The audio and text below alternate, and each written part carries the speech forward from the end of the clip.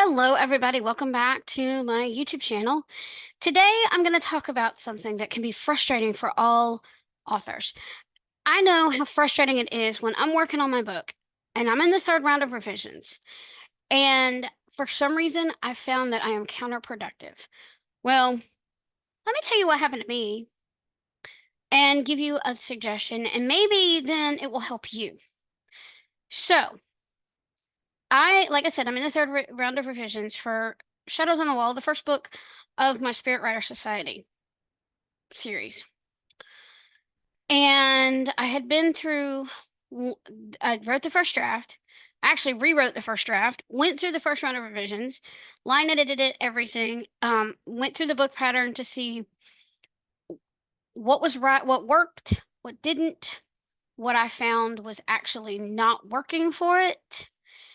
And then I sent it to beta readers slash critique partners because the beta readers I sent it to were children's book authors who really did like the book. They liked the idea. So I sent it to them to look at and give me feedback. And I got some valuable feedback from them, which it ended up changing the trajectory of my story overall.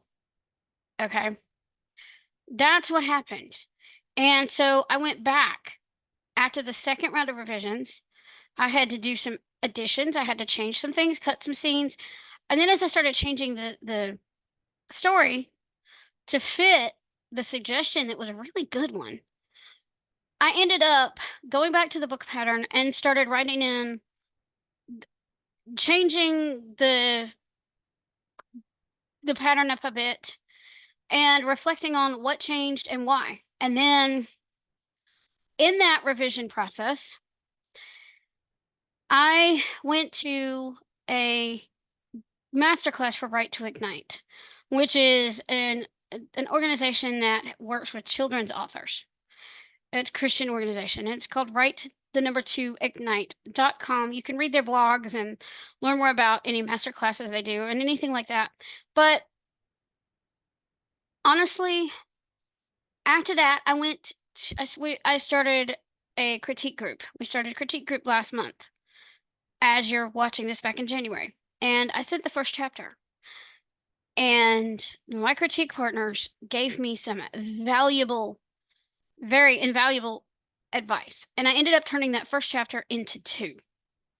Okay. And I thought, well, now I'm going to go back to the book pattern and update that and da da da da da. And I was beginning to hate working on it because I was but thinking that every time I did an update or an edit, I would have to go to that book pattern and make it line up with the book. That's when the Holy Spirit told me, no, let it go. You've done your first round of revisions with it. You don't need the book pattern anymore.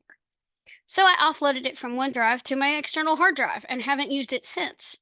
So the tip for you is if you're using an outline, a book map, book pattern, whatever you want to call it, or you're doing mind mapping either before you get your story started if you're a plotter, or if you are a pantser and you want to use something like that to go over your story to find out where the problem points are, what's working, what's not, and what revisions need to be made, or you are a plantser, plotzer, however you want to, whatever term you want to use there, and you like to do the bare bones plotting and add to your book pattern as you go.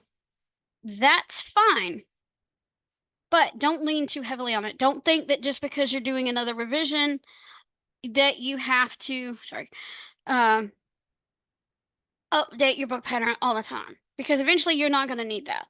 The book pattern, like a crochet pattern, is a pattern where you use to work up a project, to create a project. It could be a crochet swatch, a blanket, a shawl, a toy, whatever you're making. And you only use that pattern once. And you find things that are missing in that pattern, you may not be able to go back and fix the problems with it. But that's where you don't fix the pattern, you fix the project. So therefore, after that first round of revision or after you've gotten your outline, if the story doesn't mesh with your outline, that's okay. Don't lean too heavily on that outline because then it's going to make you counterproductive and not want to sit down and do the writing. just once you get past the book pattern, once you get past that first round of revision, or your story goes in a different direction, let the outline go, and then you can make a book pattern or some sort of mind mapping or storyboard to check to see what's working in your story and what needs to be redone, and then you can let that go and just revise the book before you send it to beta readers or an editor, and that will help you to become less counterproductive. Now, here's what I want you to do. This is what worked for me. So, what have you found that helps you prevent becoming counterproductive? What have you found that works for you to get you unstuck and get you moving forward in your book project? Let me know in the comments, or you can tag me on socials, and I will possibly use these tips, use these comments.